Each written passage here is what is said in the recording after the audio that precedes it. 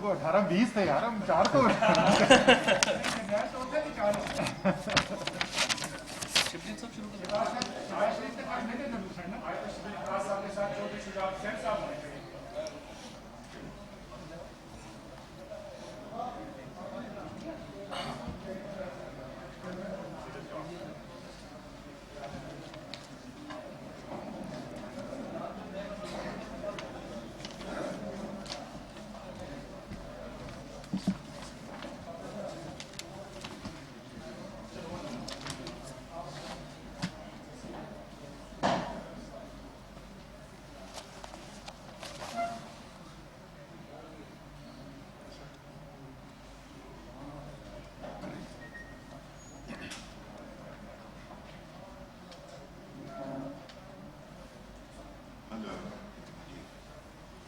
بسم اللہ الرحمن الرحیم.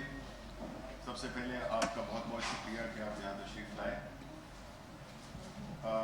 میں یہاں پہ اس موقع کا فائدہ اٹھاتے ہوئے سب سے پہلے تو حکومت پاکستان اور پھر انفارمیشن منسٹری کو یہ کریڈٹ جاتا ہے کہ ہم نے کل جو اپوزیشن کی APC ہوئی تھی اس میں باوجود مختلف کوارٹر سے مختلف جو ہمارے دوست ہیں، صحافی ہیں اور جو ہمارے ویل وشرز ہیں، پرائم منسٹر عمران خان صاحب نے یہ فیصلہ کیا کہ اپوزیشن لیڈرز چاہے کوئی بھی ہوں، نواز شریف سے لے کر جتنے بھی سیاسی اپوزیشن کے لیڈران ہیں، ان کی اسپیچ کو چلنے دیا جائے. ان کے حکم کی تعمیل کرتے ہوئے ہم نے اپوزیشن لیڈرز کی، جس میں کہ نواز شریف صاحب، آصف علی زرداری صاحب، بلاول بھٹو، ایک رہ گئے فضل الرحمان صاحب، لیکن ان کی تقریر ہم نے نہیں روکی. وہ پیپلز پارٹی اور نون میں ان کی تقریر نہیں جانے دی. ہم تو ان کے لیے بھی تیار تھے کہ وہ بھی بات کرتے. دوسری بات کہ اس جو کانفرنس ہے اس پہ آپ نے بھی اس کو دیکھا، آپ نے بھی سنا، میڈیا نے بھی کور کیا، تو اس میں مختلف ایشوز ہیں جو کہ ہم کوشش کریں گے کہ آج اس کی جوابات ہم آپ کو دے سکیں اور کلیریفیکیشنز بھی دے سکیں. وہ یہ ہے کہ ایک تو جو انہوں نے نواز شریف صاحب نے الیکشن کے پروسیس کو مشکوک بنانے کی کوشش کی اور انہوں نے اس الیکشن کو دھاندلی زدہ الیکشن بنانے کا ایک کوشش کی. لیکن جو حقائق ہیں اور جو تاریخ ہے، جو فیکٹس اینڈ فگرز ہیں، وہ کچھ اور بتاتے ہیں. خاص طور پہ ایک ایسے سیاسی لیڈر جو کہ 3 مرتبہ اس ملک کے وزیر اعظم رہ چکے ہیں، یعنی کہ انہوں نے کم از کم 3 دفعہ تو الیکشن میں حصہ لیا ہے. لیا تو انہوں نے بہت زیادہ کئی الیکشنز میں ہیں، لیکن یہ 3 الیکشنز جس میں کہ وہ وزیر اعظم بنے، تو وہ الیکشنز تو ٹھیک تھے. یہ الیکشن چونکہ ان کو شاید اس بات کی عادت نہیں ہے کہ فری اینڈ فیئر الیکشنز ہوں، تو اگر اس دفعہ فری اینڈ فیئر الیکشن ہوئے اور اس میں وہ اپنی حکومت نہیں بنا سکے یا وہ سیٹس نہیں حاصل کر سکے جو کہ حکومت بنانے کے لیے ضرورت ہوتی ہے، تو اس لیے وہ اس پہ سیکھ پا ہیں. دوسری بات یہ کہ جب 2013 کے الیکشنز ہوئے تھے تو اس وقت ہماری پارٹی نے، پاکستان تحریک انصاف نے، یہ اٹھایا تھا الیکشن کے کچھ حلقوں کو ری چیک کرنے کے لیے. پرائم منسٹر صاحب جو اس وقت اپوزیشن لیڈر تھے، انہوں نے یہ سوال اٹھایا تھا کہ آپ 4 حلقے کھول دیں تو ہم، اگر وہ ٹھیک ہوئے تو ہم بالکل آپ کے ساتھ تعاون بھی کریں گے اور ہم آپ کی حکومت کو چلنے بھی دیں گے اور ہم آپ کے ساتھ ہر طرح کا تعاون کریں گے. لیکن آپ سب جانتے ہیں کہ وہ پوری جو کوشش تھی وہ جا کے کہیں، وہ بھی ہائی کورٹ کی ڈیسیجن پر 2017 میں ایک کمیشن بنایا گیا اور اس کی وجہ سے یہ ان حلقوں پہ کی تحقیق ہوئی. اب جو لاسٹ الیکشنز 2013 کے تھے اس میں کوئی 413 کے قریب election petitions election commission of Pakistan کے پاس گئیں، جبکہ اس دفعہ کی الیکشن میں کوئی 299 پٹیشنز الیکشن کمیشن میں گئیں، جس میں کہ صرف 90 جو کہ نیشنل اسمبلی سے تعلق رکھتی تھیں. باقی بھی تھیں، مختلف صوبوں کی تھیں، لیکن جو اوور آل پورے ملک کی جو وہ تھیں جو جن حلقوں پہ اعتراض اٹھایا گیا تھا وہ 90 تھی، 90. اس میں کافی تعداد ہماری الیکشن پٹیشن تھی. تو پی ایم ایل نون کی وہ فیکٹس اینڈ فگرز ابھی کچھ دیر بعد آ جائیں گے، وہ میں آپ کے ساتھ شیئر بھی کر دوں گا کہ ہر پارٹی نے کس پارٹی کی طرف سے کتنی پٹیشن گئیں، تو اس میں پتہ چل جائے گا. اور دوسری بات یہ کہ کم از کم 16 ایسے حلقے تھے.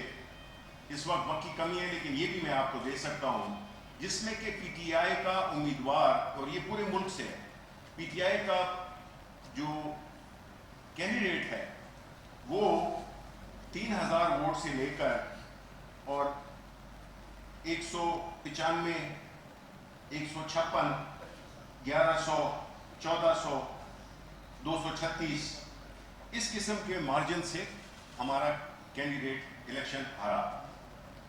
اگر یہ ایک منٹ کے لیے اگر ہم یہ بات مان لیں کہ یہ ایسا ہی ہوا تھا، تو پھر ان کو تو ان 16 سیٹس کو جو کہ بہت میٹر کرتی تھی ہماری، اس کے لیے ہمیں کولیشن کی بھی ضرورت نہ ہوتی.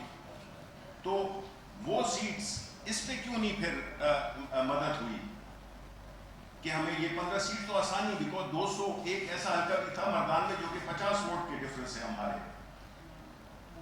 تو یہ بات کہنا کہ الیکشن کو متنازع بنانا، یہ تو ظاہر ہے کہ جب ہم نے یہ وتیرہ دیکھا ہے ان کا کہ جب چیزیں ان کے منشا کے مطابق ہوں، اگر کوئی کورٹ ان کے حق میں فیصلہ دے دے تو ٹھیک ہے، کوئی اگر ان کے خلاف دے دے تو وہ غلط ہے. جو الیکشن وہ جیت جائیں وہ الیکشن ٹھیک ہے، جو الیکشن وہ نہ جیتیں وہ بالکل ٹھیک نہیں ہے. تو یہ اس قسم کی جو ایک کنفیوژن پھیلانا، چیزوں کو جان بوجھ کر حقائق جانتے ہوئے چیزوں کو متنازع بنانا، اس سے وہ نہ پاکستان کی خدمت کر رہے ہیں، نہ جمہوریت کی خدمت کر رہے ہیں، اور وہ ایک پولیٹیکل سیٹ اپ کو ڈسکریڈٹ کرنے کی کوشش کر رہے ہیں، جس کو اون کرنے کا وہ خود دعویٰ کرتے ہیں. باقی اگر ان کے کوئی اعتراضات اور تھے تو ظاہر ہے ان کی پارلیمنٹ کے ممبران نیشنل اسمبلی میں موجود ہیں، صوبائی اسمبلی میں موجود ہیں.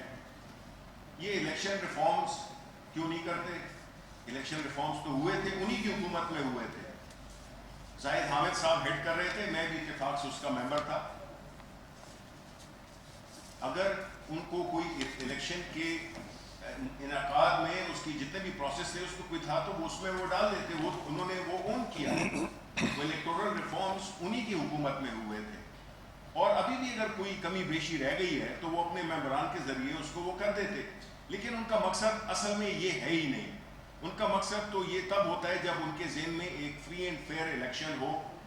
وہ تو ایسی تجاویز دیں گے جس سے کہ اس کرنٹ سیٹ اپ میں ان کو نقصان ہو، اور ان کی کوئی بھی وہ چیز جس کا کہ وہ اپنی کل کی تقریر میں، جو کہ ابھی میرے رفقا آپ اس کا تفصیل سے جواب دیں گے. تو اس الیکشن کو، ڈیموکریسی کو آپ متنازع نہ بنائیں. اس ملک نے آپ پہ بہت سے احسانات کیے ہیں. آپ لندن میں بیٹھ کر، ایک بات تو میں آخر میں کہہ دوں کہ کل آپ سب نے دیکھا ہوگا، ہمیں بھی بڑی خوشی ہوئی کہ نواز شریف صاحب بڑے توانا، تندرست، حشاش بشاش لگ رہے تھے. آیا ان کا پاکستان آنے کا کوئی ارادہ ہے یا نہیں ہے؟ آیا وہ ابھی بھی اسی بات پہ قائم ہیں کہ وہ بیمار ہیں. تو یہ سوالات ہیں جو کہ جن کے جوابات ان کو دینے ہوں گے. اب میں ریکویسٹ کروں گا اسد عمر صاحب سے کہ وہ اپنی بات کریں. بہت شکریہ جی. ویسے صحت کا بات کر رہے تھے آپ میاں صاحب کی صحت کی, تو الحمدللہ وہ کوئی فواد چودھری سے کم صحت مند نہیں لگ رہے تھے. اللہ تعالیٰ ایسے ہی تندرست رکھے ان کو. سر جو سنی باتیں آپ نے وہ تو ظاہر ہے آپ نے بھی سب سنی ہیں, ہمیں اس کو دہرانے کی ضرورت نہیں ہے وہ کیا کہہ رہے تھے. لیکن سوال یہ پیدا ہوتا ہے کہ کل انہوں نے یہ باتیں کیوں کی اور یہی بات کیوں کی. دیکھیں اگر آپ یاد کریں جس وقت حکومت بنی تھی اور پہلی تقریر تھی شاید وزیر اعظم کی, پہلی یا دوسری تقریر تھی, تو اس کے اندر انہوں نے قوم کو بتایا تھا کہ یہ جو اپوزیشن ہے یہ اس کی صرف سیاست داؤ پہ نہیں لگی ہوئی. ان کی جو پچھلے 20 اور 30 سال سے بنائی ہوئی جائیدادیں ہیں جو کرپشن کے پیسے سے بنائی گئی ہیں وہ بھی داؤ پہ لگی ہوئی. تو ان کے لیے تو یہ زندگی اور موت کا مسئلہ ہے, اور جب احتساب کا عمل آگے بڑھے گا تو ان سب نے مل جانا ہے. تو کل وہ مناظر ساری قوم نے دیکھے کہ جس کی پیشن گوئی عمران خان نے کی تھی. اور یہ میں آپ کو بتا دوں کہ یہ آج سے 8-8.5 سال پہلے جب میں نے پارٹی جوائن کی تھی, شاہ صاحب کو یاد ہوگا, شبلی کو یاد ہوگا, یہ وزیر اعظم اس وقت بھی یہی بات کرتے تھے جس وقت یہ ایک دوسرے کے بارے میں الٹا لٹکانے, پیٹ کاٹنے, ضیاء الحق کی پیداوار اور پتہ نہیں کیا کیا ایک دوسرے کو کہتے تھے. یہ اس زمانے میں بھی وزیر اعظم جو ہے عمران خان صاحب جو ہیں اس وقت بھی یہی کہتے تھے کہ اندر سے سب ایک ہیں, کیونکہ طریقہ کار ایک ہے, وہی کرپشن کرنی, وہی سیاست کو استعمال کرنا جائیدادیں بنانے کے لیے اور پھر جائیدادوں کو بچانے کے لیے سیاست کو استعمال کرنا. حکومت جب آئی ظاہر ہے عمران خان جو ہیں انہوں نے یہ جو باریاں چل رہی تھیں وہ باریاں توڑ دی. میری باری تمہاری باری, ظاہر ہے کہ آپ کا پیسہ بھی داؤ پہ لگا ہوا ہے تو آپ نے بھی تقریریں دوسرے کے خلاف کرنی ہے, کوئی کام تو کرنا نہیں. لیکن عمران خان جب آئے تو انہوں نے کہا یہ تو معاملہ گڑبڑ ہو گیا. لیکن شروع میں ان کی امید یہ تھی کہ معاشی جو بحران وہ پیدا کر کے گئے ہیں وہ اتنا شدید بحران ہے, ان کو خود کو تو سب سے بہتر پتا تھا نا کتنا شدید بحران چھوڑ کے گئے ہیں. تو انہوں نے کہا کہ اسی وزن کے تلے جو ہے اس حکومت نے ملبے میں دفن ہو جانا ہے, تو ان کو کچھ مہینے دے, انہوں نے ویسے ہی گر جانا ہے. اور اگر آپ کو یاد ہو اس وقت کی آپ سپیچز اٹھا کے دیکھ لیں, ان کے بیانات دیکھ لیں, تو اکثر آپ کو یہی بات کرتے ہوئے نظر آتے تھے. وہاں سے عمران خان صاحب نے ذاتی جو جستجو کی, اس کے لیے جد و جہد کی, کس طریقے سے انہوں نے پیسہ اکٹھا کیا اور ہم اس بحران سے نکلنے میں کامیاب ہو گئے. اس کے بعد آ گیا جی دھرنا. یہاں پر دھرنا انہوں نے کہا کہ ادھر سے بس اب حکومت گرے گی اور سارا پاکستان کھڑا ہو جائے گا اور سارا پاکستان ہمارے ساتھ ہے. تو جب ادھر آئے تو پتہ چلا کہ پاکستان کا تو 2% بھی ان کے ساتھ نہیں کھڑا ہوا. وہ آہستہ آہستہ الگ ہوتے گئے اور آخر کار یہاں سے پسپائی کرنی پڑی. تو وہ امید بھی ختم ہو گئی. پھر اس کے بعد ایک دنیا میں ایک عالمی بحران آیا, کورونا کا ایسا مرض پھیلا دنیا کے اندر کہ دنیا کی معیشت ہل کے رہ گئی, لوگوں کے ملکوں کے صحت کے نظام ہل کے رہ گئے. اور بڑا آپ اس میں شروع کے دن دیکھیں تو بڑا جوش اور ولولہ نظر آتا تھا ان لیڈران کے اندر. کوئی لندن سے بھاگے بھاگے واپس بھی آ گئے اسی امید کے اوپر کہ ابھی پاکستان کے اندر تباہی بربادی آئے گی تو اس کو پھر ہم بنیاد بنا کے حکومت کو جو ہے وہ ختم کریں گے. اور کل کی تقاریر کے اندر مجھے یہ بات بڑی مزیدار لگی کہ وہ لوگ جنہوں نے کوئی چیز نہیں چھوڑی پاکستان میں تنقید کرنے کے لیے, لیکن دنیا میں جو سب سے بڑا بحران آیا ہوا ہے نہیں ذکر کیا تو اس کا نہیں کیا. کوئی آپ نے کل کورونا اور کووڈ کی بات نہیں سنی ہوگی. الحمدللہ اللہ تعالیٰ نے کامیابی دی, وزیر اعظم کی بالکل واضح ایک موقف تھا اور آہستہ آہستہ دنیا جو ہے اس موقف کو مان گیا. اور آج یہ صورتحال ہے کہ ورلڈ ہیلتھ آرگنائزیشن سے لے کے یونائٹڈ نیشنز جنرل اسمبلی کے صدر تک سب پاکستان کی مثال دے رہے ہیں کہ ان ممالک میں سے ہے جس سے دنیا سیکھ سکتی ہے. وہ بھی موقع ہاتھ سے نکل گیا جی. اس کے بعد جو ابھی ہوا ہے یہ فیٹف کے قوانین کے اندر, یعنی اس سے زیادہ شرمندگی کی کیا بات ہو سکتی ہے. اور یہ کتنے ڈیسپریٹ ہیں, یہ کتنی ان کی پریشانی کس نہج تک پہنچ گئی ہے, اس کا اس سے اندازہ لگائیں کہ ایسے قانون جس کا کوئی سیاست سے تعلق نہیں, کسی سیاسی پارٹی سے تعلق نہیں, وہ صرف اور صرف پاکستان کو بلیک لسٹ سے بچانے کے لیے قوانین بنائے جا رہے ہیں. ان قوانین کے اوپر بھی انہوں نے بھرپور مخالفت کی. پہلے تو وہ سمجھے بڑے خوشی ہوئی جی ان کو, میں اور شاہ صاحب بھی ان کے ساتھ بیٹھے شروع میں تو بڑی ان کی امید تھی کہ ہم جو ہے, کیونکہ ظاہر ہے ان کو یہ تو پتہ ہے کہ عمران خان تحریک انصاف کی لیڈرشپ جو ہے محب وطن لوگ ہیں تو ملک کے لیے قربانی دینے کے لیے بھی تیار ہیں. تو انہوں نے کہا اس سے بہتر موقع نہیں ہو سکتا NRO کرانے کا. تو وہ NRO جس سے وہ بولتے تھے ہم کبھی نہیں مانگیں گے اور بار بار پوچھتے تھے کون سا NRO, تو وہ NRO کی ایگزیکٹ شکل صورت انہوں نے قوم کے سامنے رکھ دی 34 ترامیم نیب قوانین کے اندر. انہوں نے کہا جی یہ کرو گے تو ہم فیٹک پہ سیدھا بلیک میلنگ, یہ کرو گے تو پاکستان کو بلیک لسٹ میں جانے سے بچائیں گے, ورنہ پاکستان بلیک لسٹ میں جاتا ہے تو جائے, ہمیں اپنی جائیدادیں بچانا ہمارے لیے زیادہ ضروری ہے. لیکن اس کے اندر بھی ان کو پے در پہ شکست ہوتی گئی اور صورتحال ان کو یہ نظر آئی کہ ان سے تو 200 ممبر جو اسمبلی, قومی اسمبلی اور سینٹ کے اندر ہے, وہ بھی نہیں ان سے سنبھالے جا رہے. تو ایک پینک جو ہے وہ ایک اور لیول کے اوپر ان کا پہنچ گیا اور اسی کے اندر ایک اینٹی منی لانڈرنگ قانون جو پاس ہوا ہے اس سے ظاہر ہے ان کی اپنی جو باہر منی لانڈرنگ کی ہوئی جائیدادیں ہیں اس کا بھی خطرہ ہے. تو یہ تو وجہ ہے کہ یہ کیوں اس وقت اتنے پینک میں, اور یہ اب کس طریقے سے چاروں طرف ہاتھ پیر مارنے کی کوشش کریں کہ کس طریقے سے ہم جس پریشانی کے اندر آ گئے اس سے نکلا جائے. لیکن یہ ان کے ساتھ ساتھ وہ دنیا کی قوتیں جو پاکستان کے خلاف ہیں, جو پاکستان سے دشمنی رکھتی ہیں, ان کے لیے بھی ایک بڑی خطرناک صورتحال پیدا ہوتی جا رہی ہے. اور وہ کیا ہے, کون سے علاقے ہیں جہاں پر انہوں نے بھارت میں خصوصی طور پر اور دوسرے اس کے علاوہ وہ ممالک جو پاکستان سے مخامست رکھتے ہیں, انہوں نے کہاں کہاں پریشانی پیدا کرنے کی کوشش کی. فاٹا بہت بڑا ایک ہمارے لیے چیلنج ہوا کرتا تھا.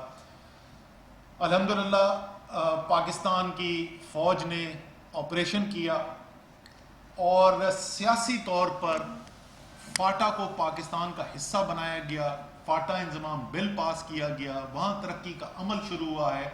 اور اللہ کے فضل سے فاٹا کے اندر جس قسم کی ہم دہشت گردی کی وارداتیں وہاں پر دیکھتے تھے, جس طریقے سے ریاست کی رٹ وہاں ختم ہوئی ہوئی تھی, اس کو ہم نے بدلتے دیکھا اور فاٹا کے اندر ہم نے بہتری آتی ہوئی دیکھی. کراچی پچھلے 20-25 سال استعمال کیا گیا, کراچی کی صورتحال آپ نے دیکھی, سیاسی طور پر بھی بہتر ہونی شروع ہوئی, وہاں کے سیکیورٹی کے معاملات بھی بہتر شروع ہوئے, اور ابھی آپ نے دیکھا کہ ایک بہت بڑا تاریخی پیکج جو ہے کراچی کی ترقی کے لیے بھی بنایا گیا. بلوچستان جہاں پر ابھی بھی دہشت گردی جاری ہے, جہاں پر پورے یہ ان کا زور ہے پاکستان مخالف قوتوں کا, تو وہاں پر بھی آپ کو پتہ ہے کہ خصوصی پیکج وزیر اعظم نے کہا ہے کہ بلوچستان کے لیے بنایا جائے, اور انشاءاللہ اگلے 2-3 ہفتوں کے اندر اس کا بھی اعلان کر دیا جائے گا. ایک بہت بڑا پیکج, اور بلوچستان کے بھی جو سب سے پسماندہ علاقے ہیں تاکہ بلوچوں کو ان کا حق دیا جائے, تو وہاں پر بھی. پھر افغانستان جس کی شاہ صاحب جو ہیں تفصیل کے اندر بات کریں گے, بٹ جو پاکستان کے لیے اس خطے کے لیے ایک صورتحال ایسی تھی جو خطرہ ہوتا تھا, وہاں الحمدللہ نہ صرف امن کی امید نظر آ رہی ہے بلکہ امن کی امید اس صورت میں نظر آ رہی ہے جس کی بات عمران خان کرتے تھے جب وہ شاید پاکستان میں واحد سیاسی لیڈر تھے جن کا وہ موقف تھا, اور انہوں نے ٹوک موقف حاصل کیا اور دنیا اس کے اوپر ہے. اور وہ جو پچھلی حکومتیں جن کو سارے دنیا کہتی تھی کہ یہ سچ نہیں بولتے اور ڈو مور کے مطالبے کیے جاتے تھے, وہ آج تعریف ہو رہی ہے پاکستان کی, سب کہہ رہے ہیں کہ پاکستان مثبت کردار ادا کر رہا ہے. تو عالمی, جیسے میں نے کہا کہ شاہ صاحب اس کے اندر تفصیل کے اندر جائیں گے, تو عالمی قوتیں بھی جو ہیں جو ہمارے دشمن ہیں ان کو بھی نظر آ رہا ہے کہ پاکستان اس راستے پہ نکل گیا ہے اور وہ منزلیں اب حاصل کرنا شروع کر رہا ہے جہاں اگر اس کو فوری طور پر روکا نہیں گیا, اس کے لیے رکاوٹیں نہیں پیدا کی گئی, تو بہت پاکستان کو اس کے بعد پکڑنا مشکل ہو جائے گا. اور یہی وجہ ہے کہ کل جو تقاریر ہوئیں ان تقاریر کا آپ ذرا دیکھیں کہ سب سے زیادہ خوشی کی لہر میاں صاحب کی تقریر کی کل کہاں ہمیں سنائی دی. ہندوستان ٹائمز, انڈین ایکسپریس, زی نیوز, یہ کون سا ہے جی, یہ ٹوڈیز نیوز, تقریباً سب میں ایک ہی ہیڈنگ ہے. میں آپ کو اگر کیمراز دکھا سکیں یہ ہیڈنگ, اور تقریباً تمام کے اندر یہی ہیڈنگ لگی ہوئی ہے. تو بھارت کیا کہہ رہا ہے کل میاں صاحب کی تقریر کے بارے میں؟ بھارت یہ کہہ رہا ہے کہ نواز شریف کی سیاسی واپسی ہو گئی, اور وہ کیسے واپسی ہو گئی کہ اس نے پاکستان کی فوج کے اوپر حملہ کر دیا. اب दोनों चीज़ों को ज़रा समझने की कोशिश करें कि कैसे दोनों जुड़ती हैं। ये जो कामयाबियां हमने जिनकी बात की जो हासिल हो रही हैं वो इसलिए हासिल हो रही हैं कि पाकिस्तान में इस वक्त एक हुकूमत काम कर रही है, पाकिस्तान में एक जमहूरी निज़ाम काम कर रहा है, जहां फौज और सिविल लीडरशिप जो है वो साथ मिलकर पाकिस्तान के मसाइल हल करने की कोशिश कर रहे हैं, जहां पर एक दूसरे को शक की निगाह से नहीं देखा जा रहा, जहां सिविलियन हुकूमत जो है वो हर नाकामी की वजह जो है वो पाकिस्तान के अंदर भी और दुनिया के इदारों में भी जाकर ये नहीं बताती कि हमें फौज काम नहीं करने दे रही, इसलिए हम कामयाबी हासिल नहीं कर सक रहे हैं। चाहे वो कोविड का, कोरोना का मुकाबला हो, आपने देखा कि किस तरीके से सिविलियन हुकूमत की लीडरशिप में, प्राइम मिनिस्टर इमरान खान की लीडरशिप में फौज ने मदद की, सूबों को साथ लेके चले, टिड्डी दल का मामला आया वहां पर यही हुआ, कराची में इंशाल्लाह ऐसे होने जा रहा है, हम इसी तरीके से बलूचिस्तान के अंदर काम होने जा रहा है। तो ये जो फौज और सिविलियन हुकूमत मिलकर काम कर रही है, जिसमें कोई दो राय नहीं है कि लीडरशिप इस वक्त इमरान खान के पास है, सिविलियन सुप्रीमेसी है, फैसले इमरान खान करते हैं। इस निज़ाम को अगर छेड़ा नहीं गया, अगर इसको डिस्टर्ब नहीं किया गया, अगर इनके अंदर पाकिस्तान की सियासी लीडरशिप और फौज के अंदर दरारें नहीं पैदा की गई, तो ये अपोजिशन वाले भी यही समझते हैं और पाकिस्तान के दुश्मन अनासर भी यही समझते हैं कि अगर ऐसा करने में वो नाकाम रहे तो पाकिस्तान को कामयाबी से कोई नहीं रोक सकता। साथ में ये भी कहूँगा कि ज़रा सा ये जिस तरीके से कल हमला किया गया, जिस तरीके से फौज के ऊपर, कम से कम ये तो सोच लेते कि वो ऑपरेशन जो वजीरिस्तान में हुआ, जो पिछली हुकूमत की मुस्लिम लीग नून के वक्त में हुआ था, उसमें शहादतें फौज ने बर्दाश्त की, और वो जंग आज भी दहशतगर्दी के खिलाफ और पाकिस्तान के दुश्मनों के खिलाफ खत्म नहीं हुई। पूरी दहशतगर्दी की जंग में तो 6000 से ज्यादा फौजी शहीद हुए हैं, लेकिन सिर्फ इस साल 2020 में भी सितंबर पूरा नहीं हुआ, पहले सिर्फ 8.5 माह गुजरे हैं और इसके अंदर 150 से ज्यादा शहादतें हुई हैं हमारे फौजी शहीदों की। ये वो फौज है जिसकी कोई एक साल से 8.5 महीने में, इस साल 2020 के जनवरी 1 से सितंबर के वस्त तक 150 से ज्यादा शहादतें हैं बॉर्डर के ऊपर दहशतगर्दी के अटैक्स के अंदर। और मुकम्मल तौर पे तो जैसे मैंने बताया कि ओवरऑल को 6000 से ज्यादा है। कोई पलटन, कोई रेजिमेंट फौज की ऐसी नहीं है जिसने शहीद ना उठाए में हो, और एक एक दो दो नहीं दर्जनों की तादाद में उन्होंने शहीद ना उठाए में हो। उस फौज को जाकर हमला कर रहे हैं, और वो क्यों कर रहे हैं और वो बयानिया किससे मिल रहा है वो मैंने आपको बता दिया कि ये जो बयानिया बोला जा रहा है ये बयानिया किससे मिल रहा है। लेकिन ये मियाँ साहब का कोई नया काम नहीं है, ये फवाद चौधरी आपको तफसील के अंदर बताएंगे कि क्या करते रहे। मैं बुनियादी तौर पे मियाँ साहब का जो तर्ज अमल है बड़ा सादा सा, अगर इदारा उनके मुकम्मल काबू में नहीं है तो मियाँ साहब की जंग है उस इदारे के साथ। सो इस वक्त जो है वो कौन उनके कंट्रोल में नहीं है, फौज उनके कंट्रोल में नहीं है, फौज का अटैक हमने आपको बता दिया। अदलिया मुकम्मल तौर पर उनकी ताबे नहीं है, और वो अदलिया जिसने उनके लिए वो फैसले किए जो पाकिस्तान की तारीख में नहीं हुआ। एक कन्विक्टेड कैदी को इंसानी हमदर्दी की बुनियाद के ऊपर कोर्ट्स ने इजाजत दी बाहर जाने के लिए। हुकूमत ने कहा कि अच्छा इंसानी हमदर्दी की बुनियाद पे हम इनको बाहर जाने देते हैं। वो बाहर जाके तो अभी जहाज में बैठे तो पता चल गया था कि कितने वो बीमार थे, उसका जवाब वो खुद देंगे। उन्होंने जुडिशरी को कल नहीं छोड़ा। यानी अगर कोई भी एक फैसला ऐसा हो जो इनके खिलाफ हो तो जुडिशरी जो है वो इंसाफ नहीं दे रही। अगर फौज इनके लिए ना काम करे, और चीज कमाल की बात उन्होंने की, वो कहते हैं कि जी आज तक पाकिस्तान की तारीख में कोई फ्री इलेक्शन नहीं हुआ। भाई आप 3 दफा वजीर आजम बने, क्या आप इकबाल जुर्म कर रहे हैं? सो इसी तरीके से नैब को, अब नैब की कारकर्दगी पे कोई एतराज करते तो समझ में आती थी, लेकिन जिस तरीके के गिरे हुए हमले, 3 दफा पाकिस्तान का वजीर आजम जाती हमले नैब चेयरमैन के ऊपर। कौन नैब चेयरमैन? मियाँ साहब ये आपने लगाया था, ये तहरीक इंसाफ का लगाया हुआ चेयरमैन नहीं था, ये आपका लगाया हुआ चेयरमैन है। तो उन्होंने किसी इदारे को नहीं छोड़ा।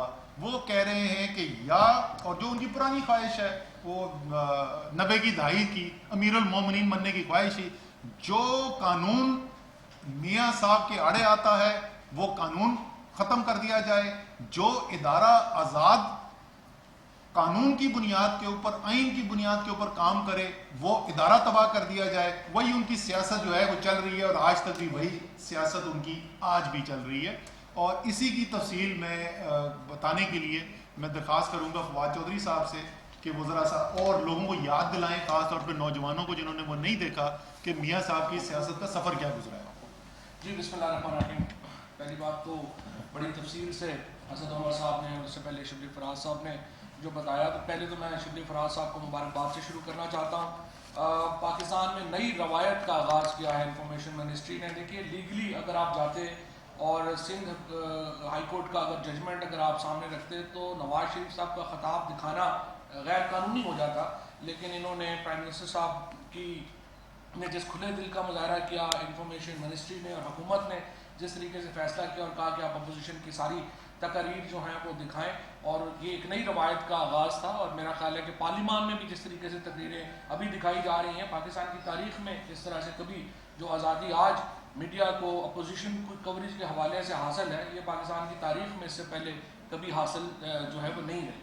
دوسری بات یہ ہے کہ کل جو ابو بچاؤ کانفرنس ختم ہوئی, اس کا جو بنیادی نقطہ تھا وہ یہ تھا کہ دیکھیں اگر تو جوڈیشری اور فوج ہمارے ساتھ ہیں تو ان سے اچھا کوئی ادارہ ہی نہیں ہے. اگر یہ عوام نے جس طریقے سے ان کو باہر نکالا اور عمران خان کی قیادت میں عوام نے جس طریقے سے نواز شریف کی حکومت سے جان چھڑوائی, اگر فوج اور جوڈیشری ہمارے ساتھ کھڑے نہیں ہوتے تو وہ بہت خراب ہے. اب اگر کل کی آپ نواز شریف صاحب کی تقریر سنیے تو اس میں کیا, اس میں یہ ہے کہ فوج بڑی بری ہے, جوڈیشری بہت بری ہے, نیب بہت بری ہے. سو پاکستان میں سارا ہی بہت برا ہے, اسی لیے تو آپ لندن بیٹھے ہیں. اور یہ پہلے لیڈر ہوں گے پاکستان کی تاریخ کے جو مے فیئر کے مہنگے ترین اپارٹمنٹس میں بیٹھ کے لوگوں کو کہہ رہے ہیں کہ آپ سڑکوں پہ نکل آئیں. اب آپ اندازہ لگائیے اس مذاق کا جو نواز شریف قوم سے کر رہے ہیں اور ہمارے ساتھ کر رہے ہیں. اور پہلی بات تو یہ ہے کہ ہمیں اپنی غلطی ماننی چاہیے, اور وہ غلطی یہ تھی کہ ہم نے جس طریقے سے وہ باہر گئے اس طریقے سے ہم نے کوشش تو کی, 7 ارب روپے کا ہم نے بانڈ رکھا کہ کم از کم ہمیں, مجھے تو خیر پہلے دن سے پتا تھا انہوں نے واپس نہیں آنا, اسد بھائی نہیں مان رہے تھے, کہہ رہے تھے آ جائیں گے, اور باقی لوگ جو ہے وہ کہہ رہے تھے کہ آ جائیں گے. لیکن اب ایشو یہ ہے کہ ہمیں پتا تھا کہ انہوں نے واپس نہیں آنا, اسی لیے ہم نے 7 ارب روپے کا بانڈ جو ہے وہ رکھا تھا. اور وہ 7 ارب کا بانڈ اب اسی جوڈیشری نے جس کو وہ کل تنقید کا نشانہ بنا رہے ہیں, اسی جوڈیشری نے ریلیکس کیا تھا, اور اسی جوڈیشری نے کہا تھا کہ نہیں شہباز شریف جو ہے اس کے اوپر چلے جائیں. جو کل کا جو ساری اگر ایمفیسس اگر نواز شریف صاحب کی تقریر کا آپ دیکھیں تو یوں لگتا ہے جیسے انہیں وہ جو بھولنے کی بیماری ہوتی ہے, الزائمر ہو گیا ہے, کہ ان کو یاد ہی نہیں رہا کہ وہ کس طریقے سے سیاست میں اٹھے. یعنی پہلا الیکشن جو انہوں نے لڑا 1979 میں تحریک استقلال کے ٹکٹ پہ, نواز شریف تو کونسلر کا الیکشن ہار گئے تھے گوال منڈی سے.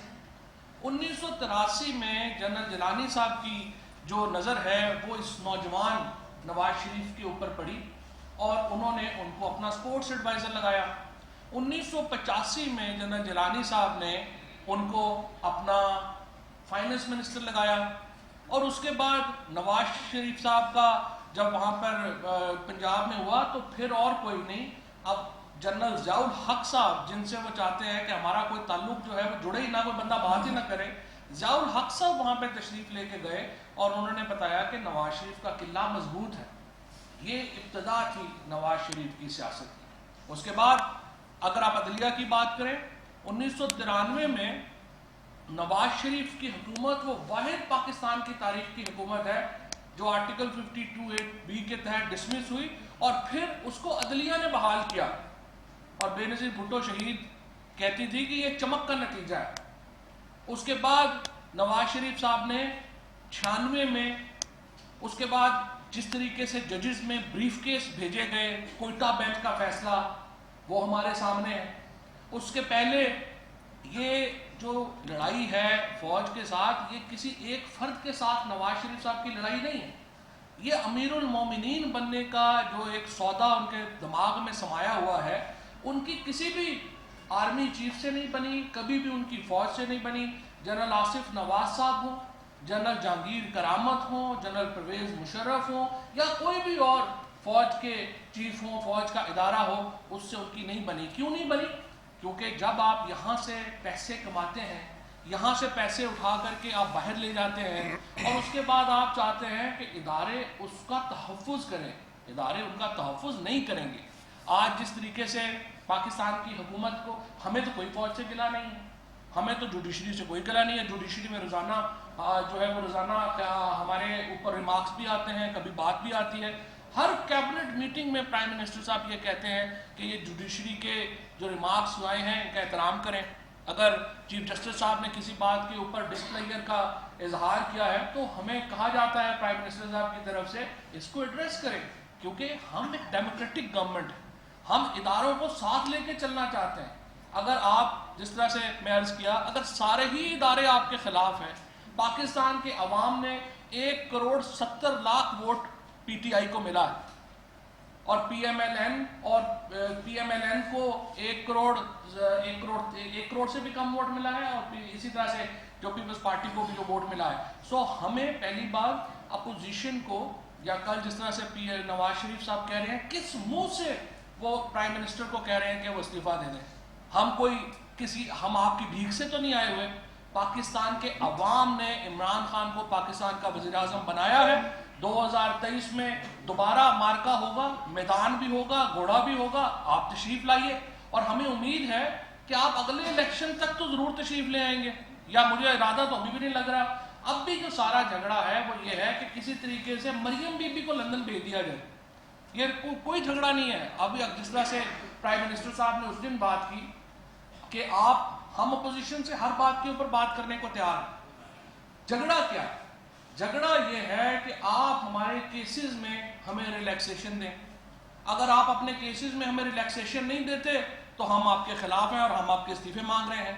بڑی دلچسپ بات یہ ہے کہ کل نواز شریف صاحب نے یوسف رضا گیلانی صاحب کے ڈپارچر کے اوپر افسوس کا اظہار کیا کہ بڑا افسوس ہوا یوسف رضا گیلانی صاحب اپنا میعاد جو ہے وہ پوری نہیں کر سکے. بھائی آپ کو میں یاد دلاؤں, آپ ہی تو پٹیشنر تھے یوسف رضا گیلانی صاحب کے خلاف. کالا کوٹ پہن کے صبح 9 بجے جو ہے وہ کورٹ کا آغاز ہوتا تھا, آپ 7:45 بجے پہنچ جاتے تھے سپریم کورٹ کالا کوٹ پہن کے. وہ آپ کو بھول گئے. ہر اس ملک میں جمہوریت کے خلاف جتنی سازشیں ہوئی ہیں, نواز شریف اور ان کی قیادت میں مسلم لیگ نون ان سازشوں کا لازمی جزو رہی. اس ملک میں جتنی سازشیں جوڈیشری کے خلاف ہوئی ہیں, نواز شریف اس کا ایک اہم حصہ جو ہے وہ رہے ہیں. اور اب ہمیں بتا رہے ہیں آ کر کے کہ یہ حکومت جو ہے یہ اس طرح آئی ہے اور اس طرح آئی ہے. میں یہ سمجھتا ہوں کہ جس طریقے سے آج اسد عمر صاحب نے پوری طریقے سے جس طریقے سے آپ کے سامنے بیان رکھا, آپ دیکھیے کہ یہ جو معاملات ہیں, یہ جو کڑیاں ہیں, یہ مل کس طرح سے رہی ہیں. جس طریقے سے امریکہ میں بیٹھے ہوئے ایک بھارت نواز گروپ جس کی قیادت حسین حقانی کر رہا ہے, اس کا جو نیریٹو ہے اور اس کے جو ساتھیوں کا نیریٹو ہے وہ جس طریقے سے سپریڈ کیا جاتا ہے, اس کی ایک مثال ابھی اسد عمر صاحب نے آپ کے سامنے رکھی کہ کس طرح سے یہ آپ دیکھیں کل کی جو نواز شریف کی تقریر ہے وہ کہاں سیلیبریٹ ہو رہی ہے, ہندوستان میں سیلیبریٹ ہو رہی ہے. اس کا مطلب یہ ہے کہ یہ جو ایک نیریٹو ہے, یہ جو بیانیہ ہے, یہ پاکستان کے اندر نہیں بنایا گیا, یہ پاکستان کے باہر بنایا گیا, اور اس کو کئی ایسی قوتوں کی حمایت اور مدد حاصل رہی ہے. کیونکہ دیکھیں اداروں کے خلاف آپ ایک تحریک کھڑی کریں گے, اس کا فائدہ کس کو ہوگا؟ اس کا فائدہ پاکستان کے دشمنوں کو ہوگا, کیونکہ ریاستیں اداروں کے اوپر کھڑی ہوتی ہیں.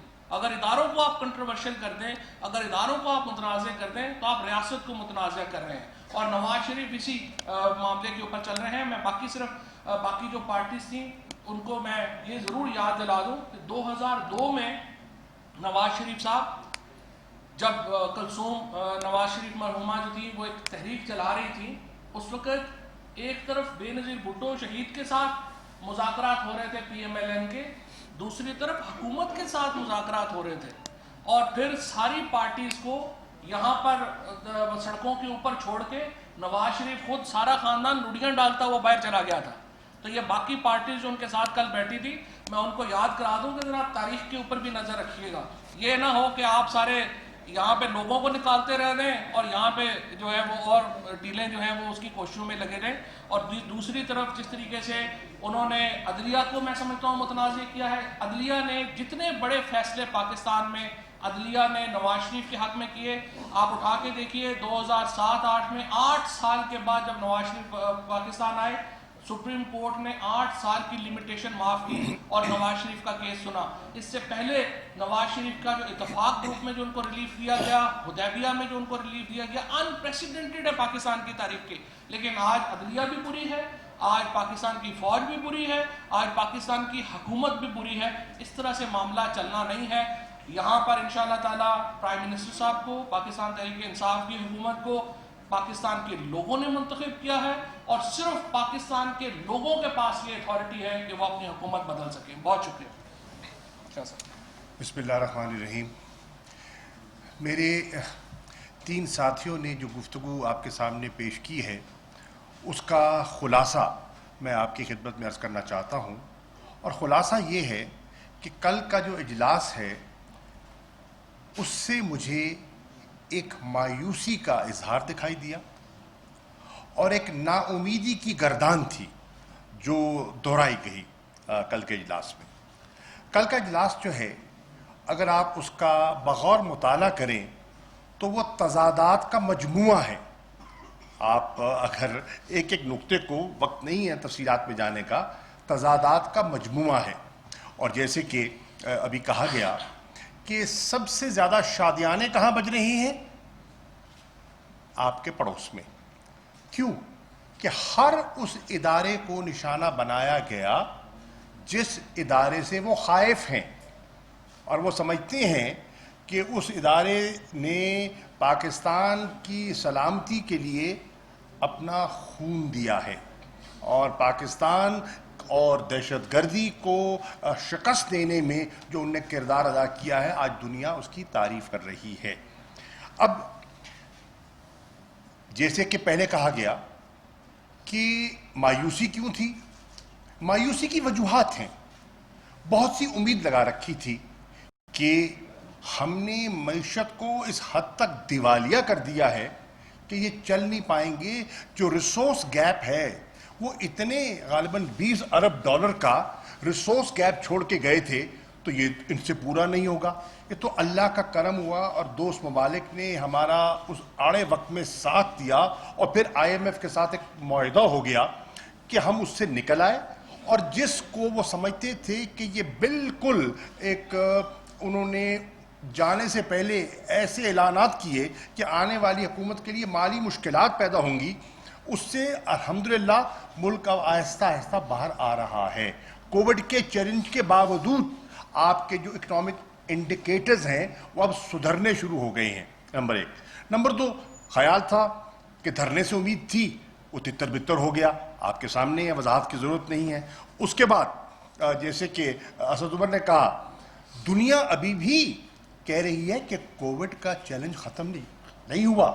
آج یورپ میں دوبارہ جو وہ نئی حکمت عملی کے بارے میں سوچ رہا ہے کیونکہ کیسز پھر بڑھنا شروع ہو گئے. بہت سے ماہرین ہیں وہ سمجھتے ہیں کہ سردیوں میں ایک سیکنڈ ویو آ سکتی ہے. تو وہ لوگ جو اسٹرکٹ لاک ڈاؤن کا درس دیا کرتے تھے وہ آج کہتے ہیں کہ ہم جنوری میں اور دسمبر میں احتجاج کریں گے, جلسے جلوس کریں گے, ریلیز کریں گے. تو آپ ذرا تضادات کا ملاحظہ کیجئے. پھر اگلی بات جو میں عرض کرنا چاہوں گا وہ یہ ہے, ان کو یقین کامل تھا کہ حکومت کے پاس کیونکہ سینٹ میں اکثریت نہیں ہے, انہیں اگر FATF میں FATF میں اگر کامیابی حاصل کرنی ہے, قانون سازی کرنی ہے, انہیں بالآخر ہمارے پاس آنا ہوگا. اور ہم گئے اور ہم نے حد الوسع کوشش کی پاکستان کے لیے, پاکستان کو گرے لسٹ سے نکالنے کے لیے اور ہندوستان کے عزائم کو خاک پہ ملانے کے لیے جو پاکستان کو بلیک لسٹ میں دھکیلنا چاہتے تھے. ہم نے بہت سی ان کی طرح جو مین تھی, امینڈمنٹس تھی, ان کو انکارپوریٹ کیا. they were convinced کہ نمبرز پورے نہیں ہوں گے, اور جوائنٹ سیشن میں ان کو جو سبکی اٹھانی پڑی اس کے ذمہ دار ہم نہیں ہیں. وہ اپنی صفوں کو ٹٹولیں, وہ اپنی صفوں کو ٹٹولیں اور ان کو اندازہ ہوگا کہ کمرے سے باہر کیا کہا جاتا ہے اور کمروں کے اندر بیٹھ کر کیا انڈرسٹینڈنگ دی جاتی ہے. یہ بھی ایک تضاد ہے جو قوم کے سامنے آیا.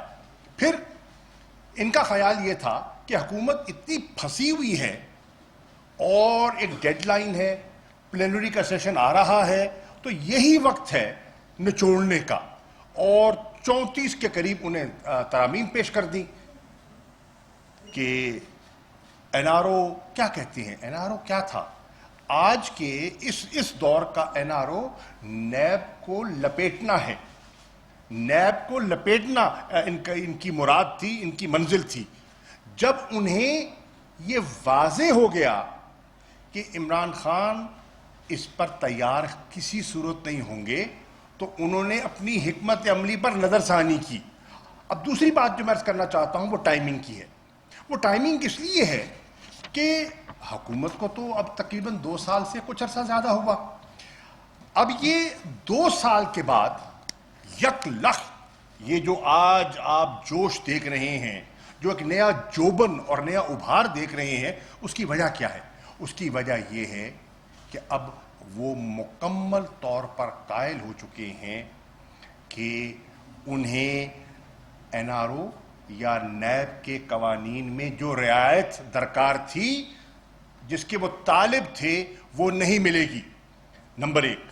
اس کے ساتھ ساتھ وہ اس نتیجے پہ پہنچے ہیں کہ ان مقدمات کو جتنا وہ لٹکا سکتے تھے وہ لٹکاتے رہے. اب وہ اپنے منطقی انجام کے قریب ہیں, اور اگر وہ اپنے منطقی انجام کو پہنچتے ہیں تو مشکلات میں اضافہ ہوگا. تو اس لیے یہ ایک ڈیسپریٹ موو تھی, اور اس کا اظہار آپ کے سامنے ہوا. اب 3 باتیں انہوں نے کی جو فورن پالیسی سے متعلقہ ہیں. آئیے ان کا 1 منٹ میں اس کا جائزہ لے لیتے ہیں. انہوں نے ذکر کیا کہ افغانستان میں ان کو ناکامی ہوئی. خدا را, آپ کس کو نادان بنا رہے ہیں؟ پوری دنیا آج پاکستان پر جو نکتہ چینی کرتی تھی آج معترف ہے. پاکستان نے جو ایک فیسیلیٹیٹر کا رول پلے کیا ہے اس امن کے عمل میں, اس میں پوری دنیا آج پاکستان کی تعریف کر رہی ہے. ہمارے جو ناقدین ہیں, نہ چاہتے ہوئے بھی انہیں اظہار کرنا پڑا. پیس ایکارڈ ہوا, پولیٹیکل نیگوشیٹڈ پولیٹیکل سیٹلمنٹ ہمارا موقف تھا, عمران خان کا موقف تھا, تحریک انصاف کا موقف تھا. دنیا قائل نہیں تھی, قائل ہوئی, کامیابی ہوئی. 29 فروری کو ایک پیس ایکارڈ دوحہ میں ہوا, مشکلات کھڑی کی گئیں, اور آپ کو پتہ ہے کہ سپوائلرز نے جو اپنا رول پلے کرنے کی کوشش کی وہ بھی آپ کے سامنے ہے. لیکن آپ نے دیکھا کہ بالآخر پرزنر ریلیف ہوئی, اور اس کے بعد ریلیز ہوئی, اور جو انٹرا افغان نیگوسیشنز ہیں اس کا عمل شروع ہو گیا ہے. تو افغانستان میں ایپیکس کا ابھی اجلاس ہوا ہے حال میں, اور اس میں طے ہوا ہے کہ جتنے ہمارے جو ایشوز ہیں, ہمارے پاس جو میکنزم ہے اس کو بروئے کار لائیں گے. تو افغانستان میں ایک ڈرامیٹک شفٹ آیا ہے. اس کو ناکامی نہیں, اس کو کامیابی کہتے ہیں. دوسری بات انہوں نے کی کشمیر پہ. ذرا آپ اٹھا کے دیکھ لیجئے اور پلیز مطالعہ کیجئے کہ یہ کئی سال حکومت میں رہے, کتنی شد و مت سے ان نے کشمیر کا مسئلہ اٹھایا اور کہاں کہاں اٹھایا, اور عمران خان نے کس مؤثر انداز میں جنرل اسمبلی میں کشمیر کا مقدمہ پیش کیا. پاکستان نے انسانی حقوق کو سامنے رکھتے ہوئے ہیومن رائٹس کاؤنسل میں, او آئی سی کے کانٹیکٹ گروپ میں جو مشترکہ اعلامیہ جاری کروایا, اور مختلف فورمز پر اس ایشو کو اٹھایا. آپ پوچھ لیجئے, ایک وقت تو یہ بھی تھا کہ وزارت خارجہ میں کے ورڈ پر پابندی تھی, ذکر نہیں کیا جاتا تھا کہ لوگ نالا نہ ہو جائیں. اور وہ آج کہیں کہ اس پر انہیں تشویش ہے. جب یہ مسئلہ عروج پہ تھا تو توجہ کس نے ہٹائی؟ توجہ اس مسئلے سے کس نے ہٹائی؟ ہم نے نہیں, धरने ने हटाई। ये भी लोगों के सामने आना चाहिए। और फिर अगर कश्मीर की पॉलिसी पर आपको एतराज है और आपको उस पर रिजर्वेशंस हैं, तो मुत्तफिका करारदादों का आप हिस्सेदार रहे हैं। क्या इसी असेंबली में क्या आपने जॉइंट रेजोल्यूशन साइन नहीं किए? आपने कश्मीर पर जो गवर्नमेंट ने पेश किए, क्या आप उसका हिस्सेदार नहीं बने? और अगर आपने उस पर इत्तफाक किया और यूनानिमस रेजोल्यूशंस आपने पास किए, तो फिर तो आपने इत्तफाक किया। तीसरा नुक्ता जो मैं अर्ज करना चाहता हूं, उन्होंने कहा कि सी पैक को रोल बैक किया गया। कमाल की बात है। जो जिस मुल्क के साथ हम इस पर काम कर रहे हैं, मैं अभी 21 अगस्त को होके आया हूं और मेरी चीन के वजीर खारजा से तफसीली गुफ्तगू हुई है, वो मुतमईन है। न सिर्फ वो मुतमईन है, वो आगे बढ़ने के लिए तैयार हैं। उन्होंने न सिर्फ आगे बढ़ने का फैसला किया है, उन्होंने इस हुकूमत के साथ, हमारी हुकूमत के साथ फेज 2 का मुआहिदा किया है। चलिए फेज 1 तो चल रहा था जो इंफ्रास्ट्रक्चर से ताल्लुक था जिसका, लेकिन इंडस्ट्रियल रिलोकेशन है, एग्रीकल्चर प्रोडक्टिविटी है, अपना जो नए 2 जॉइंट वर्किंग ग्रुप्स बने हैं एग्रीकल्चर का, साइंस एंड टेक्नोलॉजी का, ये कब हुआ है? ये तो अब हुआ है, इस दौर में हुआ है। तो रोल बैक नहीं, वो प्रोजेक्ट्स रोल ऑन हो रहे हैं और इंशाल्लाह अपने हतमी नतीजे को पहुंचेंगे। तो ये कौम को बिल्कुल किसी शक व शुबे में नहीं रहना चाहिए कि हाथी के दांत दिखाने की ओर, चबाने की ओर, और ये जो दिखा रहे हैं और जमहूरियत का इनको आज दर्द दिखाई दे रहा है, ये जमहूरियत का दर्द नहीं है, ये दर्द कोई और है। ये मुल्क का दर्द कम है और ज़ात का दर्द ज़्यादा है। और इस पे लोगों को, पाकिस्तान के लोग बाशऊर हैं, पाकिस्तान के लोग सुनते सबकी हैं, फैसला खुद करते हैं। उनकी गुफ्तगू भी सुनी, हमारी भी सुन रहे हैं और तराजू में रख के तोलेंगे और तोल कर फैसला करेंगे किस बात में वजन है। और मुझे यकीन है जब वो तोल के बोलेंगे तो वो पाकिस्तान के मफाद में फैसला करेंगे। शुक्रिया।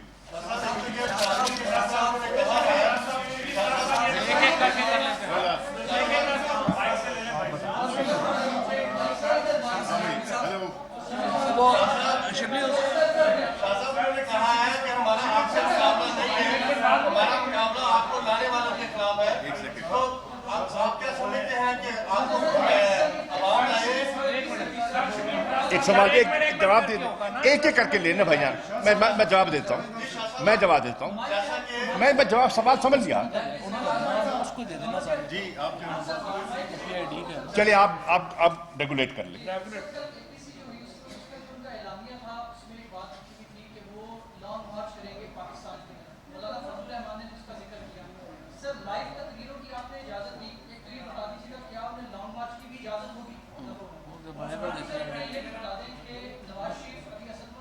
एक सवाल कर लो ना।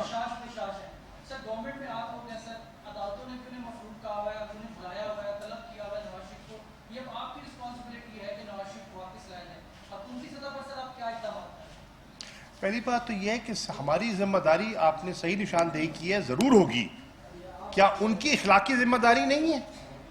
क्या वो अदालत को ये तासुर देकर नहीं गए थे?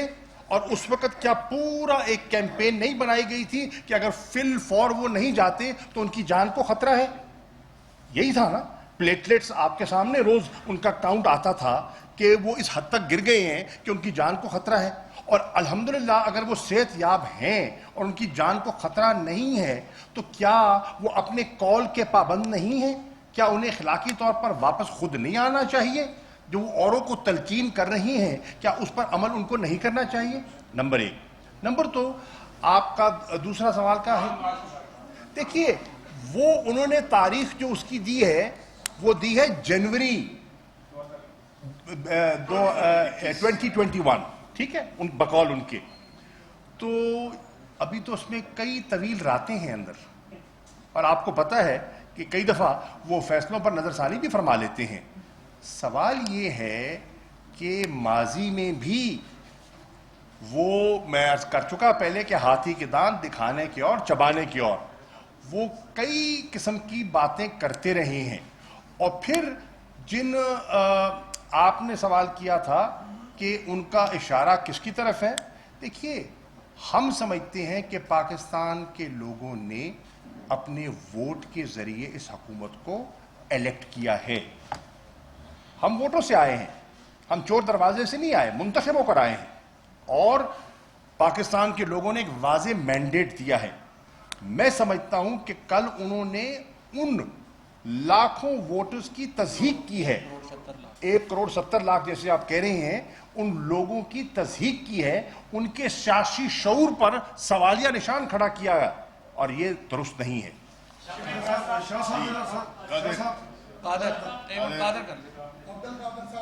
ہاں جی. اسپیڈ قیادت کے ساتھ پارلیمانی رہنماؤں کی ایک ملاقات ہوئی اور اطلاع کے مطابق آپ بھی اس ملاقات میں موجود تھے.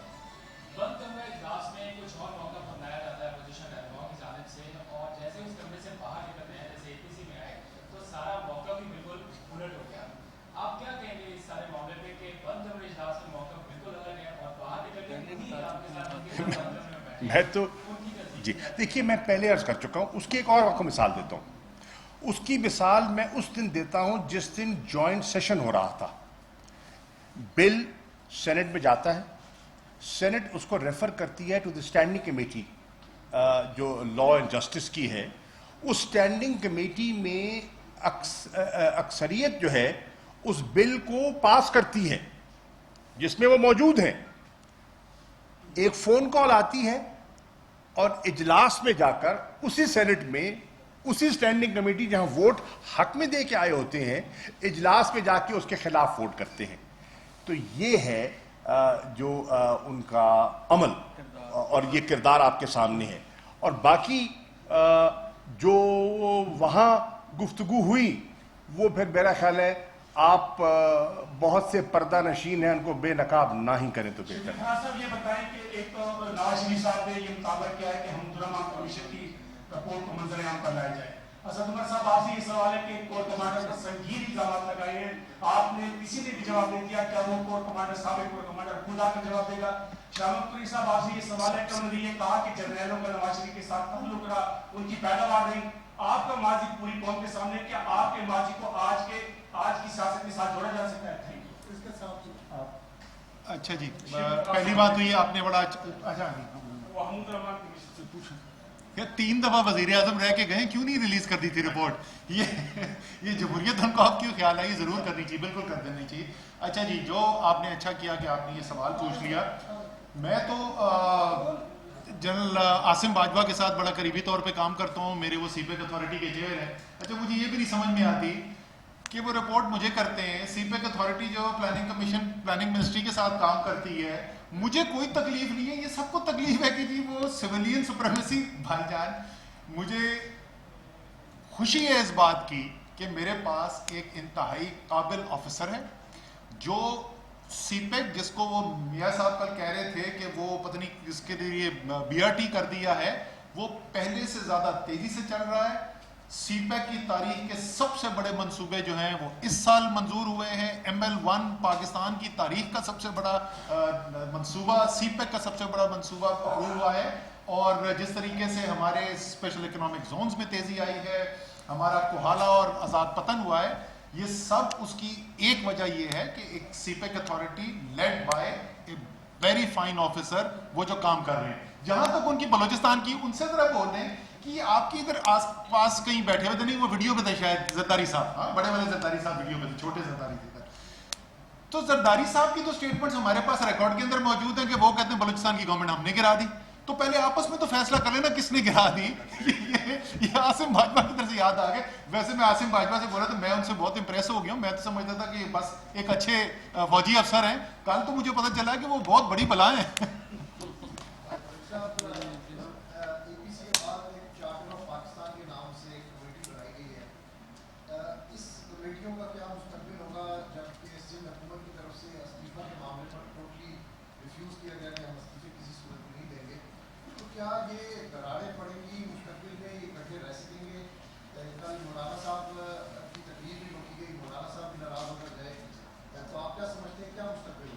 دیکھیے ان میں کون سی قدر مشترک ہے.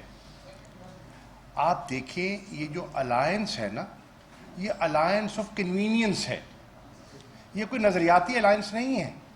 نظریاتی طور پر تو یہ ایک دوسرے کے صف آ رہے ہیں. نظریاتی طور پر تو آج بھی اگر دیکھا جائے جن کانسٹیچوئنسیز کو ریپرزینٹ کرتے ہیں یہ ساتھ بیٹھ ہی نہیں سکتے، ساتھ چل ہی نہیں سکتے. ہاں، ان کو کٹھا کیا کر رہا ہے وہ ہے ایک عمران خان سے ضرورت سے زیادہ محبت اور خوف وہ یکجا کر رہی ہے. اور یہ وقتی ہے، یہ صرف اپنے ایک مقصد کے حصول کے لیے ہے، اور ان کا مقصد اگر ان کو پورا ہوتا ہوا دکھائی دیا تو یہ پھر تتر بتر ہو جائیں گے. آپ کا خیال ہے کہ یہ کوئی دیرپا ہے؟ یہ دیرپا نہیں ہے، یہ آبجیکٹو اورینٹڈ ہے. ایک نمبر 2، آپ کہہ رہے ہیں کہ یہ اصولوں کی بات، اصولوں پہ تو آپ بات کریں تو ووٹ پورے کتنے ہوتے ہیں اور کھڑے کتنے ہوتے ہیں اور گنتی ہوتی ہے تو کتنے نظر آتے ہیں. تو پھر اب یہ بتائیں، پھر ان کے خلاف کارروائی ہونی تھی، ان سینیٹرز کے خلاف جنہوں نے ان کے بقول ان کی پیٹھ میں چھرا گھونپا. ان کے بارے میں پوچھنا چاہوں گا، بڑی کمیٹی بنی تھی نا، جیسے آپ نے کہا کمیٹی بنی ہے جی، اس کمیٹی نے کیا فیصلہ کیا؟ کارروائی ہونی تھی نا. کس کے خلاف ڈسپلنری ایکشن ہوا؟ سینٹ میں خیبر پختونخوا میں جب پی ٹی آئی کے کچھ ممبران نے نامناسب حرکت کی جو کہ پارٹی کے انٹرسٹ کے منافی تھی، اصولوں کے منافی تھی، 20 sitting elected MPs کو اٹھا کے باہر کیا. آپ نے ایک کو کیا؟ نہیں کیا. سو میں عرض کر رہا ہوں یہ گفتگو ان کی اور ہے اور عمل ان کا اور ہے. اچھا ایک سیکنڈ آپ نے ایک ساتھ میں مینشن کیا کہ فضل الرحمان صاحب کی، مولانا فضل الرحمان کی تقریر ہم نے نہیں دکھائی. I just want to correct the record, یہ ہم نہیں تھے. یہ سوال آپ پی ایم ایل نون اور پیپلز پارٹی سے پوچھیے جو آرگنائز کر رہے تھے. ہمارا کوئی اس سے لینا دینا نہیں تھا. آپ ہی کا میڈیا نشر کر چکا ہے اور وہ فوٹیجز بھی دکھا چکا ہے جس میں کہ مولانا صاحب نے ان سے پروٹیسٹ کیا ہے، ہم سے نہیں کیا.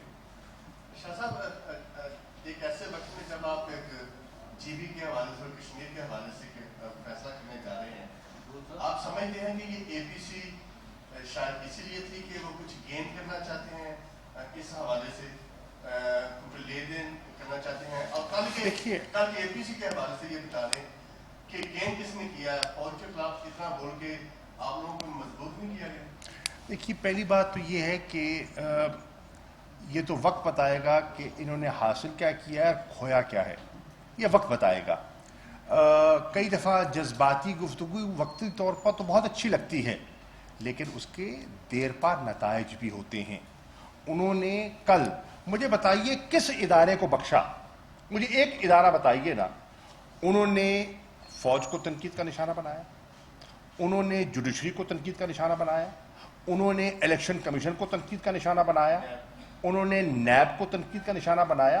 مجھے بتائیے کون سا اسٹیٹ انسٹیٹیوشن ہے جس کو کانسٹیٹیوشنل پروٹیکشن بھی ہے جس کو انہوں نے نشانہ نہیں بنایا؟ اس سے اگر آپ سمجھتے ہیں کہ انہوں نے دل جیتے ہیں تو ان کو مبارک ہو. جی بی کے حوالے سے، ہاں، جی بی کے حوالے سے دیکھیے، ہم نے واضح طور پر کہا ہے، ہم نے نہ نیب کے بارے میں نہ کسی اور بارے میں سودے بازی نہ کرنی ہے نہ کریں گے. گلگت بلتستان کے لوگوں کی ایک خواہش ہے، آج سے نہیں درینہ خواہش ہے کہ ان کا اپنا ایک تشخص ہونا چاہیے، وہ آئیڈینٹی چاہتے ہیں. اس کے لیے ہم نے کہا کہ مل بیٹھ کر ہم اس پر ایک اتفاق رائے پیدا کر لیں کہ ان کی خواہش بھی پوری ہو جائے، اور اس سے بڑھ کر ہمارا جو کشمیر کا موقف ہے جس میں ہمیں آزاد کشمیر کی حکومت کو بھی آن بورڈ لینا تھا اور لیا اور لیں گے، اور اس کے ساتھ ساتھ ہم ایک نیشنل کنسنسس بھی بنائیں گے. اس پر پیپلز پارٹی ماضی میں باتیں کرتی رہی، کچھ اقدامات انہوں نے اٹھائے. نواز شریف صاحب کے دور میں سرتاج عزیز صاحب کی سربراہی میں ایک کمیٹی بنائی گئی، اس کمیٹی کی رپورٹ آپ کے سامنے ہے، اس کا ملاحظہ کر سکتے ہیں. تو اس سب کو سامنے رکھتے ہوئے ہم دیکھنا چاہیں گے کہ، اور یہ بھی ہمارے علم میں ہے کہ وہاں कुछ कुव्वतें हैं जो पाकिस्तान के मुखालिफ कुव्वतें हैं और वो उसको हवा दे रही हैं इस सेंटिमेंट को, और वो वहाँ पेचीदगियाँ पैदा करना चाहती हैं। उसकी बहुत सी वजूहात हैं, वहाँ वो सब नेशनलिज्म को हवा देना चाह रही हैं। तो उनके अज़ाइम अपनी जगह और पाकिस्तान के मफादात अपनी जगह। हम इस पर खुले दिल से बैठकर गुफ्तगू करने के लिए तैयार थे ताकि इस पर एक नेशनल कंसेंसस हो सके और हम आगे बढ़ सके।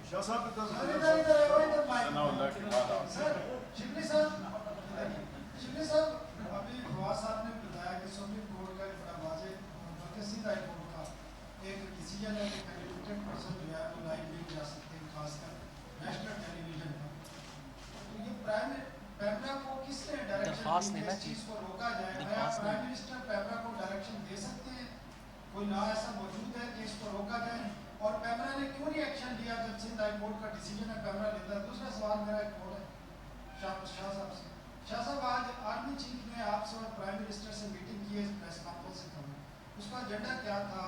आया कि सिविल मिलिट्री कोऑर्डिनेशन थी या जो अपोजिशन कह रही है कि सियासत में मुदाखलत है फौज की, वो इशू सियासी इशू डिस्कस हुए या कोई और इशूज?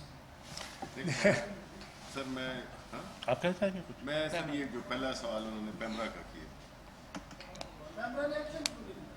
जी हमने एक्शन देखें। पहली बात तो ये कि ये एक पॉलिटिकल फैसला जो कि हम लेते हैं, हमने पैमरा को हम ये जो लॉ है वो कोट करके हम उनको रोक सकते थे, लेकिन हम ये समझते हैं, ये सवाल आप हमसे पूछते हैं कि जी आपने नवाज शरीफ को जाने क्यों दिया, तो ये तो एक ऐसी सिचुएशन है जिसमें कि अगर हम फुल कानून की अमलदारी करें तो फिर भी हमारी जान नहीं छूटती। और अगर नहीं, लेकिन कितनी अजीब और खुशी की बात है कि मीडिया कह रहा है कि सेंसर करना चाहिए और हम कह रहे हैं नहीं। आपने यही कहा ना, ठीक है जनाबा, ठीक है, तूने ठीक है, नहीं कोई बात नहीं, हम नहीं सेंसर कर रहे। मैं करूँ जी, आपका जो दूसरा सवाल का हिस्सा है उस पर किबला अर्ज ये है, हमारे 100 सियासी इख्तलाफात, मैं आज भी उनसे कहूँगा please do not drag national institutions into politics. ये आप पाकिस्तान की खिदमत नहीं कर रहे, ये आप किसी इदारे की खिदमत नहीं कर रहे, और आप अगर करेंगे तो ये आप मुल्क का नुकसान कर रहे हैं, हुकूमत का नहीं कर रहे। हुकूमतें आती जाती रहती हैं, ये स्टेट ऑफ पाकिस्तान को आप नुकसान दे रहे हैं। आप उन्हीं का खेल खेल रहे हैं जो इस इदारे को तनकीद का निशाना बनाना चाहते हैं और उनके पीछे अज़ाइम हैं उनका हिस्सेदार बिल्कुल ना बनिए, ये आपके और मुल्क के मफाद में नहीं है। मेरा सवाल आपसे ये है कि वो कि आपने तो मियां साहब की वापसी, उनकी अखलाकी जो तकाज़े उन पर डाल दी, लेकिन हुकूमत की जानिब से नवाज शरीफ की वापसी के लिए बरतानिया को एक खत लिखा गया था। एक तो ये बता दें कि उस हवाले से आपको उनके बरतानिया का क्या जवाब मौसूल हुआ है, और दूसरा अगर अपोजिशन जिस तरह उन्होंने कहा कि वो इज्तिमाई इस्तीफ़ों का वेपन यूज़ करते हैं जिस तरह पाकिस्तान तहरीक इंसाफ ने भी किया था, तो क्या आप उनके इस्तीफे उसी तरह लटकाए रखेंगे या कबूल करने के? नहीं, देखिए पहली बात तो ये है कि हमारा जो उस वक़्त इस्तीफ़े का रिकॉर्ड कराने का, एहतजाज करने का जो मकसद ये था कि हमारी दाद रसी हो, और जिस दिन जुडिशल कमीशन मारज़ वजूद में आ गया और हमारी सुनवाई हो गई और हमें इत्मीनान हो गया। देखिए हमारा झगड़ा असेंबली से तो नहीं था, हमारा झगड़ा, हम तो इलेक्ट्रो के आए थे, हम ये कह रहे थे कि हमने निशानदेही की है और उसकी इंक्वायरी होनी चाहिए। हमने पहले कोशिश की कि कोई पार्लियामेंट्री फोरम से हो जाए, तो उन्होंने कहा पार्लियामेंट्री फोरम से हो नहीं सकती क्योंकि कानून उसकी इजाज़त नहीं देता। तो ये अगर कोई कमीशन बनता है ऑफ इंक्वायरी तो वो जुडिशल कमीशन या सुप्रीम कोर्ट ही बना सकती है। जब सुप्रीम कोर्ट ने बुलाया, हमारी बात सुनी, तो हमने एहतजाज भी ख़त्म कर दिया, हमने धरना भी लपेट लिया और हमने असेंबली में रह के अपनी कार्रवाई और अपना अपोजिशन का किरदार अदा किया। अब ये कह रहे हैं कि हम इस्तीफ़ा का ऑप्शन है, वो ऑप्शन तो कल भी एक्सरसाइज कर सकते थे, वो जब चाहे कर सकते हैं। ये तो उन पर मुनसर है ना कि वो एक्सरसाइज करना चाहते भी हैं या हाथी के दांत दिखाने की और चबाने की और। Last question. जहां तक वो ताल्लुक है जी, जो कोर्ट ने हमसे तकाजा किया है कि उनको जो नोटिस है जो दिया जाए, उस तकाजे को, उस कानूनी तकाजे को हम पूरा कर रहे हैं इंशाअल्लाह। शाह साहब, जैसा कि अभी आपने फरमाया कि कल की एपीसी के बाद जो पड़ोसी मुल्क है उसके बयानिए को तकवीत मिली है और रियासती इदारे जो हैं उनको निशाना बनाया उसको यानी निशाना बनाया गया रियासती इदारों को। तो जैसे कि अपोजिशन लीडर जो है उनकी तरफ से ये कहा गया कि हमें खदशात है कि शायद हमें कोई गिरफ्तार कर दिया जाएगा, तो आगे जनवरी तक से पहले कोई हुकूमत नए मुकदमात बनाने का कोई इरादा रखती है? वो लंदन बैठे हुए हैं। देखिए, पहली बात तो ये है, इस वक्त जितने मुकदमात का वो सामना कर रहे हैं, इनमें से एक मुकदमा वो नहीं है जो पीटीआई की हुकूमत ने बनाया हो। एक मुकदमा नहीं है जिनका वो सामना कर रहे हैं। इस दौर में, इन 2 सालों में एक मुकदमा उन पर नहीं बनाया गया। ये माजी के मुकदमे हैं जो वो एक दूसरे के खिलाफ करते रहे, और जब दोनों निशाने में आए तो अब दोनों मिलकर उसका दिफा करने की कोशिश कर रहे हैं, उनसे फरार हासिल करने की कोशिश कर रहे हैं।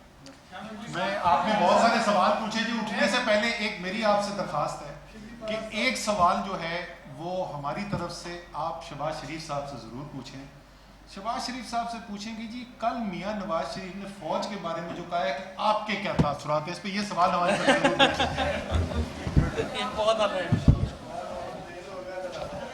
आपके तल्लुकात तो हैं इतने कि आप